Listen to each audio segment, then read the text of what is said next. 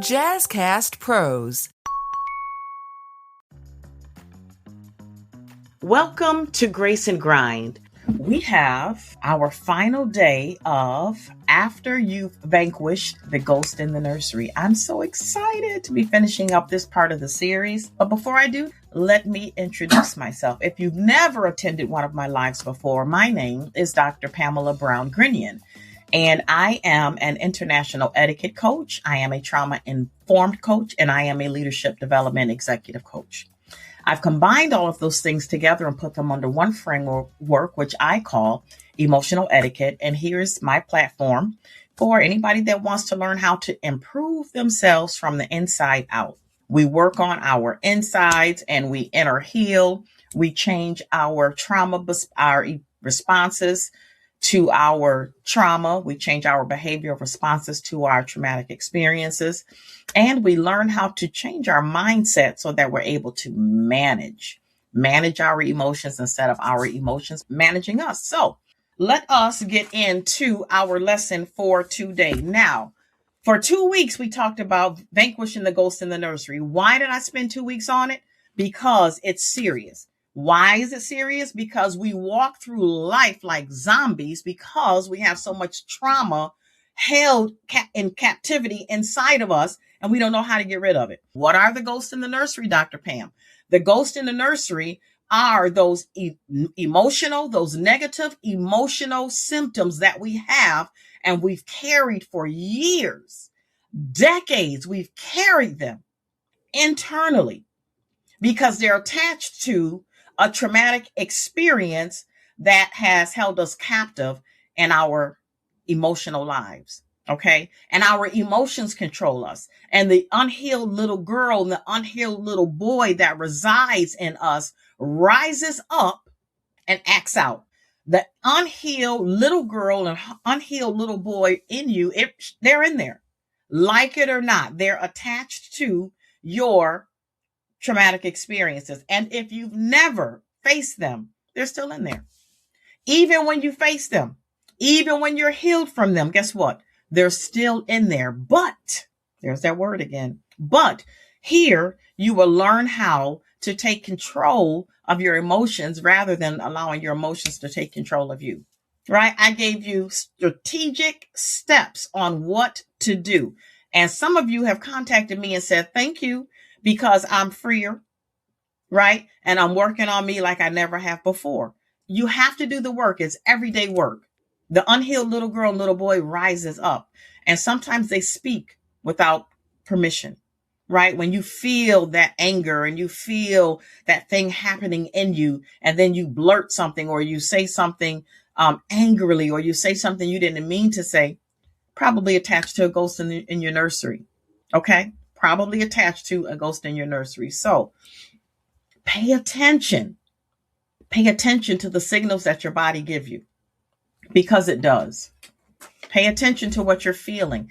Pay attention to what you're hearing internally. All right? You have to pay attention to what you're hearing and what you're feeling internally. Those are signals. Don't miss the signals. Okay? Don't miss the signals, because it's telling you I'm attaching to the ghost in the nursery and I'm getting ready to rise up. Why? Because it feels unfamiliar.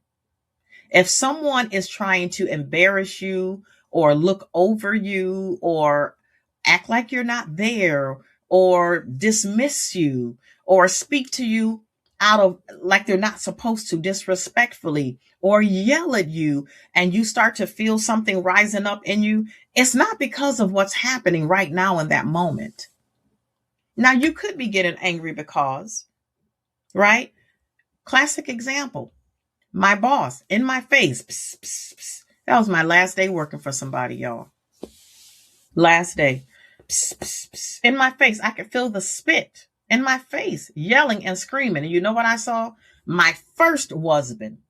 Psst, psst. Just on 10, unhealed on 10. And I was unhealed. So, you know, we were on 10 together, right? And that took me back to him. And it pulled that unhealed, that the residue of it, it pulled it up out of me. It did. It called it forth, and I answered the call, and I let her have it.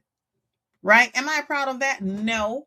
But I let her have it. And I'm just letting you know how you don't plan to do certain behaviors, but because it's attached to something familiar from your past that used to make you feel like that, and you haven't healed from it yet, or you haven't completely healed from it yet, and you have that residue. You have to feel, still feel the cracks, right? Like, I know I'm healed, but I still have residue and I still have cracks that need to be filled.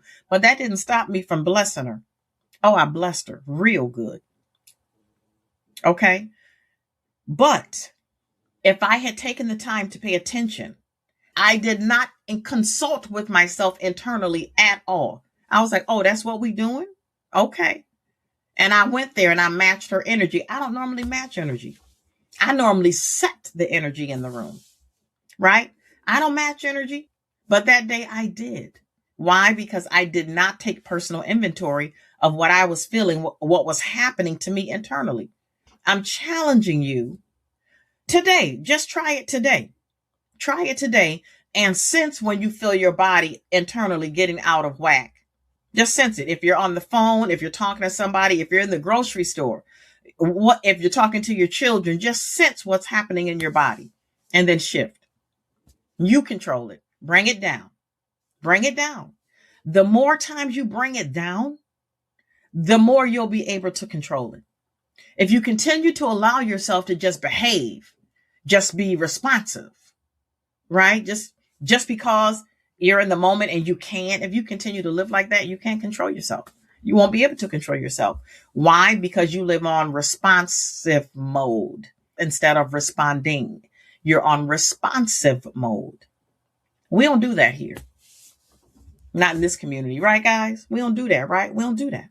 That's not what we do. We take inventory and we settle and we simmer, and then we move with emotional intelligence, right? We move like we have emotional etiquette. And then we respond. We don't react. Is this small, medium, or large? While you're listening to your body, is this small, medium, or large? Or am I about to supersize it? Don't do it. Keep it down. And if it's too much to handle, if it's a supersized moment and it's too much, just say, you know what? I need some time to process this. I don't have the capacity to deal with this right now, so I'm just going to step away. I don't want to say something that you or me might regret, so I'm just going to step away. Try it with your husband or your wife. See what happens. Try it with that one kid. We all have that one. We all have that one that can get in the center of your bone marrow and dance a jig. We all have that one, right? That one child, that one person in your life that can just, you're like, now see, every time I didn't try it out. Okay, it works. All right. We are going to jump right into our last, I'm not going to do a recap today. You guys don't need a recap, right? Because you've had your journals and you've been doing this with me all along. All right, here we go. Number 8, you walk fully in embodied wholeness. I might have to go back and just say number 7. We're talking about after you've vanquished the ghosts in your nursery, after you've looked at the little girl, the little boy inside of you that is unhealed, you've taken inventory of what's in his or her emotional refrigerator. You've identified your big turkey. You know what you need to pull out. And you know that when you pull that out, all the other side dishes are going to fall out too. The cranberry sauce is falling out. The dressing is falling out. The gravy is falling out. The potato salad is falling out simply because you pulled out your emotional big turkey. Okay. We've taken it out. Now we're talking about what do we do now? Now that all of those things are out of our emotional refrigerator, what do we do? What do we do? We have all this space inside of us that we need to fill with something. We need to be intentional about it. You rise into conscious, intentional womanhood or manhood. That means your intentionality and your self-awareness comes together. So now when we jump to 8 is saying you've done that. Now you're intentional and you're self-aware. You know what's happening inside of you. You know why it's happening inside of you. You've traced your emotional and trauma genealogy, you knew who put that in there. You know if you should take ownership of it or not. If not, you've discarded it. So now what are you doing? What should you be doing? Number 8 is you walk fully in your embodied wholeness and you hold on to it. You hold on to it. Why do you need to hold on to it? And why is this so hard? It's difficult to hold on to it. It is. Why? Because the enemy is real. Y'all do know we got a real enemy, right? Y'all do know that? We have a real enemy, and he's talented and he's powerful. But he's not more powerful than God. Okay? So understand that the enemy does not want you to be free from your trauma. Why? Because now you can do the work that you were assigned to do. Now you can hear from God. Now you can talk to God.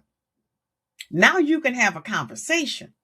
Now you can go inward and simmer and be still and control yourself. When you were out of control, that's right where he wants you. You just keep on acting up. Okay? Stay right there. Right? But once you say, no. Dr. Pam said that I need to listen to what's happening to me internally. I need to listen. I need to pay attention to what's happening. What am I feeling? What am I hearing? What am I sensing? All right. In tune. Attunement is something that you have to harness. You have to harness. No T on it. You have to harness attunement. Okay. I know you may have never heard of this before. I know. Right? For some of us, this is brand new. What's attunement? What's internal attunement? That is you putting your internal self under subjection. And when you tell it to sit down and be quiet, it does. Why? Because you have the power to control you. That's why. And we're grown-ups and we're mature. We should be behaving with a lot more sense than what some of us do. And it can't just be about this is just who I am. We're done with that. I don't care if that's just who you were. We're not doing that anymore. That's not going to be you if you continue to come here. And you shouldn't want it to be you. Okay, we are grown-ups. You should not still be behaving like you did in your 20s and 30s simply because this is who I am. God ain't through with me yet. Accept me for who I am. No. We're not doing that. Pull up, right? Y'all know what my goal is? My goal is, because I'm a Black woman, right? And I'm so tired of we're angry. I'm so tired of anytime a Black woman says something in her own defense. There it is. I knew. I'm so tired of being put in a box. I'm so tired of people expecting a behavior out of me. And then when they don't get it, they're disappointed. I'm tired of that. I'm talking about Black folk that expect it too, because you're angry. All right. I'm not angry. I got something to say, but it's not anger. And I'm tired of people thinking that when we talk about how we want to defend ourselves, that we're unruly. I'm tired of that. So my goal is to raise up a nation, especially our younger little sisters, that they learn how to control themselves and they get rid of that. You know what? I want them to be more pulled up, like our culture used to be, more pulled up, right? And I'm not bashing us. Don't get me wrong. I love us. But some of us make it bad for the rest of us. And then the rest of us gets judged by it. Hey, Kathy, I'm tired of Black women being put in a box. I'm tired of women being put in a box. I'm tired of people thinking that we have to be second when we're the smartest people walking this planet. That's just a fact. Women are smarter. No disrespect to you guys. But why are we smarter? Because we're calmer. We're more emotional. But we have to learn how to control our emotions so that we can react with the integrity and the intellect and the emotional intelligence that God gave us. We're supposed to be the heart.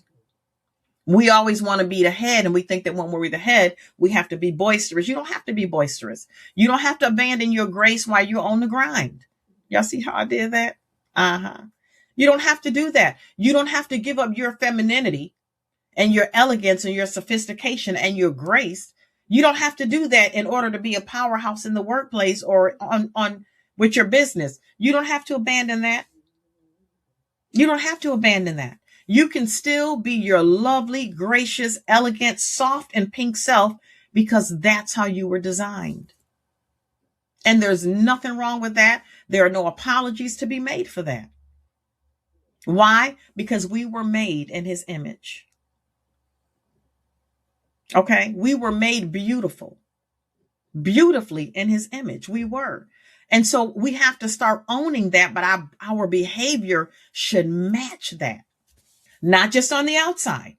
Not just, Dr. Pam, can you teach me some table etiquette? Yes, I can, baby.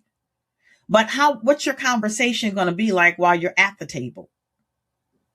Can you hold an intellectual conversation?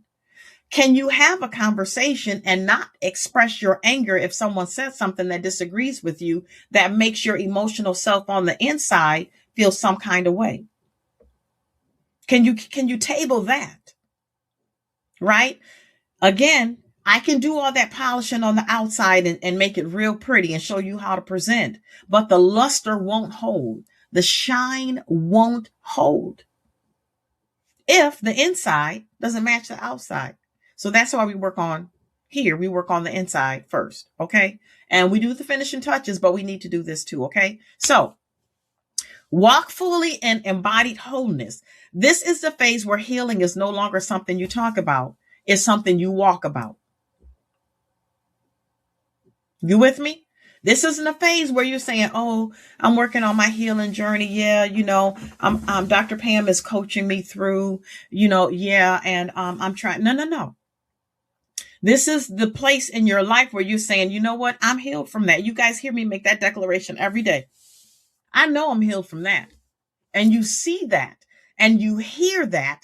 But more importantly, you feel that when I'm talking. And that's why you keep coming back every day. Because you can feel me, right? This is not just something I pulled out of a book and said, oh, let me teach them how to be in balance. No, I can tell you how to be in balance because I'm in balance, right? I learned how to be in balance, but I practice balance every day so much that balance is a habit for me. I'm not practicing being in balance. I am in balance. Okay. So I'm not talking about what I'm trying to do. I'm walking about what I'm doing. I'm walking this thing out. Okay. I'm not just talking about it, right? The tree will be known by the fruit it bears. If you're healed, people will see your healing. Why? Because the very countenance on your face will change. And the times where you wouldn't smile, you'll come up with a smile, right? I'm telling you what I know because it was me. Because I was trauma bound, I couldn't find a smile in me. I didn't feel like I had anything to smile about. Life was jacked up. And so I didn't smile. And my countenance was a wreck. Don't I look so youthful for 59? I hear you whispering. Let me know you like it. Okay. Right? Because I'm healed. And I know that I'm healed. Now, is there some residue? Yeah, absolutely. Are there some cracks that I need to fill? Absolutely. Do I work on them every day? Absolutely. Right? Absolutely. I didn't show up here. I didn't jump out the womb, Dr. Pam. I did the work. I did the work. But I couldn't have done this without inner healing because I tried to do this when I was jacked up emotionally and I failed multiple times and I had to pay money. Okay. So I learned some very expensive lessons because I wasn't healed. And so I couldn't learn. I couldn't think clearly because every time I would try to read, my mind would drift back to, girl, you remember what happened to you when you were 5 years old? And then I would be sitting back thinking about that. And then I'll be reading. I know I'm not the only one. I'll be reading and I'll have read a whole chapter. And I'll say, now, No reading, zero reading comprehension. I don't know what I just read. Why? Because I was sitting in the memory of a 5-year-old girl and I'm 38 and in college. It can't work like that. Can't work like that. So you don't just understand transformation at this point. Okay. When you're walking fully in embodied wholeness, you don't just understand transformation. You are the transformation. You are the transformation. Own that. Make no apologies for it. I am my authentic, totally unique self on purpose. Period. What you see is what you get. And what you see is a healed, whole Pamela. Notice I didn't say Dr. Pamela, because Dr. Pamela has nothing to do with my inner healing. When you're healing, you abandon all titles. It doesn't matter. I have no place in the room. Because Dr. Pamela wasn't the 5-year-old that was having things done to her. Right? I walk out my transformation every day. So when people see me, when they encounter me, they encounter healing. And it's a mystery.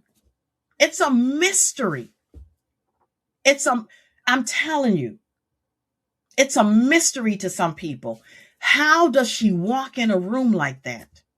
Why? Because when I walk in a room, I'm not trying to put all eyes on me. It just happens. Why? Because my energy shifts the rooms that I walk in. Why? Because I'm healed. Now, your energy, make no mistakes about it, can shift the rooms that you walk in when you're unhealed. Why? Because you're bringing your negativity in the room. You're bringing your unhealed presence into the room. You have invited the unhealed little girl and little boy in the room. And that's who shows up for you, the representative of the unhealed little girl, little boy. Right? That's who shows up in the room. You guys have been responding and I have been missing your things. I'm so sorry. Thank you so much for the love, TikTok. I appreciate you. Okay? The unhealed you shows up in the room. And you have to be able to walk in and captivate because your energy is so powerful. Your energy is so strong that people are thinking, who is that? That is the transformed Pamela.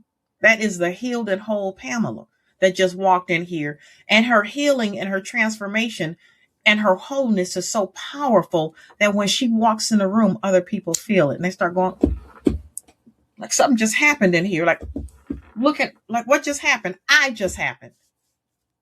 That's what just happened. I just happened. Right? I just happened. And that's how you got to be. And you have to know that's who you are. You have to know that's who you are. What just happened in here? Pamela just happened. That's what just happened. But if you're not whole and you're not healed, you can't walk in true transformation. And that's why we spend so much time vanquishing the ghost in the nursery. That's not to say that the little girl and little boy is not in there. We're not saying that. You just told him or her to go to bed and they listened. Go to bed right now. As my Nana would say, right now. Get somewhere and sat down right now. Right? Old school. And what did you do when you heard that tone? You went and sat down or you went to bed. It's the same way you have to be with the unhealed little girl and little boy that's trying to take up residency so strongly that it misbehaves when you don't invite them to. Now we're walking and fully embodying our wholeness. Okay. Your choices, your energy, your presence, your voice carries the manifestation of healing. Okay. Your energy, your presence, your voice, your choices, it carries the manifestation of healing. Why? Because you've healed.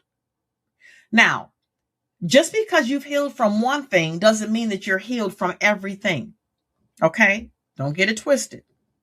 That means you have to go back and get rid of something else. But you know how to do it because I've walked you through the steps. But the healing that you garnered from what you did vanquish, that it shows up.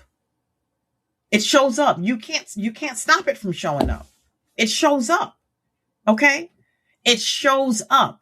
But let me tell you what you have to do. You have to call it forth. You have to call it forth. Okay? Before I walk into a room, I pull myself together, baby. Okay? I pull it together. When I tell you my posture is on, you guys see how I sit? Now, do I go back like this sometimes? Yes, but when I come back up, I'm not like this. She's here, right? Now, does this hurt? Oh my God, this hurts. But if I was sitting here talking to you guys like this, okay, guys, now I want you to vanquish your ghost in the nursery. If I'm sitting here like this, how serious? Swipe, right? No. So I have presence with intentionality, right? And one day I'm going to teach you guys a posture class, teach some etiquette stuff. Your choices, your energy, your presence, and your voice carry the essence, the embodiment, and manifestation of inner healing, right? Why? Because it's telling the world, I've done the work. I've done the work. And that's why I look different. It's no mystery. I've done the work. It's not a mystery. What you see is the work that I've done, and it's being manifested on the outside because I've done the work on the inside. Okay. So yeah, pull it up. And when I'm done and I relax my back, let me tell you something. I got to go take 2 seats because it hurts like the dickens. It does. But presentation is important to me. How I present myself is important to me. All right. Is everybody sitting down? I'm going to give you one quick how to fix your posture sitting down. I'm not going to teach you the stand up one. It's the same thing, but I'm going to teach you right quick how to fix your posture sitting. So you sit in your seat with your feet flat on the floor. I want you to do what I'm saying, and we're going to jump back into this, but it's a teachable moment because it's where we are, right? Sit with your feet flat on the floor, right? Now you may be relaxed like this. Your shoulders may be curved and hunched over, and you're just working, you're just doing what you do. You turn over here and you do this, and you turn over here and you do this, and you come over here, you might do a little bit of this, right? Right? This is what I want you to do. You're like this. I want you to suck in your belly button like you're trying to make it touch your spine on the inside. I'm going to do it. So I want you to see what happens when I suck in my belly button. Ready? Now I'm going to unsuck it. You guys see what happened? When I suck in my belly button, I automatically rise up. Now my spine, it's risen up. Now watch this. I've elongated my spine, and that's what makes my posture so erect. Now I can't just suck and be up straight, but now I'm going to open up the spaces in my vertebrae. That's a model hack. That's years of modeling, hitting the runway, baby. You got to pull it up, right? And then you hold it. You keep your stomach sucked, and you open up and you sit up straight. You see how straight I am? I just elongated.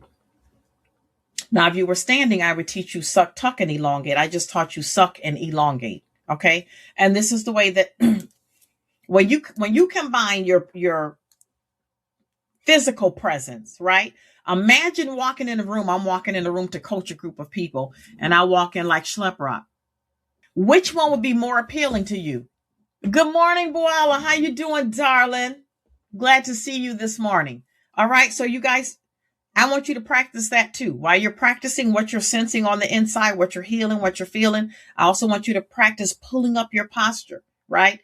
Is it going to hurt? Yes, because it's not something that you do, and you're using muscles that you haven't used.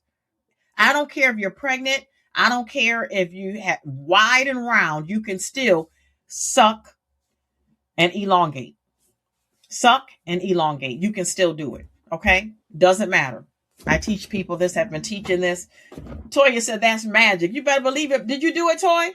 Did you do it and it worked? How many people say it worked?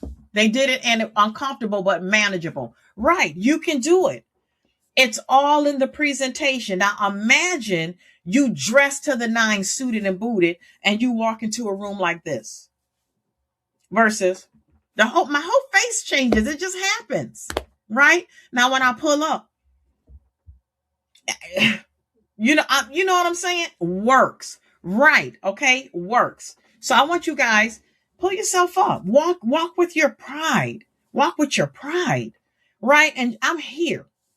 And that's why when I walk in a room, people notice, because everybody else walking like this. And then here I come. Right? Not with my nose in the air. Never that. It's just the way that I choose to present myself. That's just it. Right? You guys did it? Did you do it? Tell me if you did it. Tell me if you did it. Tell me if it worked. Tell me if you did it and tell me if it worked. All right. Let's get back to this. All right. You're showing, when you are showing your full embodiment, you're showing that I've done the work internally. And now I've just shown you how to add the external to it, right? I just showed you one little piece. Now don't get excited. Don't run away, right? But that one piece matters when you can walk into church Sunday with your posture up. Elongated equal queendom. Leslie, girl, you got it. You understand the assignment. That I just showed you guys one little thing. And it makes a difference. And you can see me when I do it, right? How many inches did you get? The next time you go to the doctor and they're doing your height, right? Ask to have your height checked. And I want you to do how you normally do. And then I want you to elongate and open up and see what happens. Now, you move through life with a grounded sense of confidence, clarity, and emotional stability. Why confidence? Because you've gotten rid of some of the stuff that made you unconfident, less confident, no confidence, right? You've gotten rid of some of the baggage that used to weigh you down, and you have put in something new, right? You can look at yourself and now you're manageable for you. You can look at you and you can kind of like you, right? When you get rid of some of that ugliness from the inside, that when you look at yourself, you're like, I don't even recognize who I am anymore. Who am I? Right? How many people? Is it just me? Have you ever lived in that stage of your life where you looked at yourself every single day and you were like, this is not the person I want to be? Leslie, if you've never had that experience where you saw yourself and was just like, I know I could do something better. I know I could do something different. Toya said, yeah, that's me. When you can look at yourself and be honest with you, see, that's the first thing. We have to be honest and say, why? Why don't I like who I'm seeing in the mirror? Why? Why don't I like who I'm seeing in the mirror? And then you address that. And then you make the necessary changes. Good morning, sweetie pie. What are the necessary changes? Come in here and learning how to fix that. Come in here and learning how to transform that. All right. You guys understand that? So you're moving with your confidence. And now your confidence is real. It's starting to become more authentic. Why? Because you're starting to hone from the inside. You're starting to hone from the inside. It's not just outside polish. Oh, I got my Louis. I'm carrying my Louis.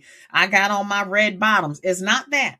It's not your stuff. Trust me when I tell you, it's not your external stuff. Does it make you shine? Absolutely. Do I carry my designer bags every single day? I switch a bag. Yes, I do. But my bag does not represent me. I represent me.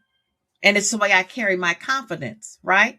Because have you ever seen anybody carry a bad bag? False sense of security. Right. I began telling myself positive affirmations. Absolutely. You got to do what it takes. But have you ever seen anybody dressed to the nines and their countenance was in the toilet? They're clean. Casket sharp. As my mama would say, cleaner than the board of health, right? But they can't pull it off. The polish on the outside can't shine, can't last, because internally they're jacked up. Been there, done that. So the clarity. Why do you receive clarity? Because you're not emotionally bound. Your emotions are attached to your mindset. Right? It's not just attached to your spirit. It's also attached to your mindset. So now that you've gotten rid of some stuff, you can feel clearer. You can think more clearly, right? You can receive more clearly. Why? Because you cleaned out your emotional refrigerator. Some, not everything, but the big turkey. You got a lot more space now. So now you can hear. Now you can hear. Now you can listen. Now you can settle. Now you're a little freer. So that's where the clarity comes in. The mental clarity, the emotional clarity, the spiritual clarity. Because when you're emotionally bound, it's very difficult to experience clarity. All right, folks, that's all we have time for. I thank you so much for joining the Grace and Grind podcast. I'm your host, Dr. Pamela Brown-Grinion, and until next time, and always remember to create your totally unique day on purpose.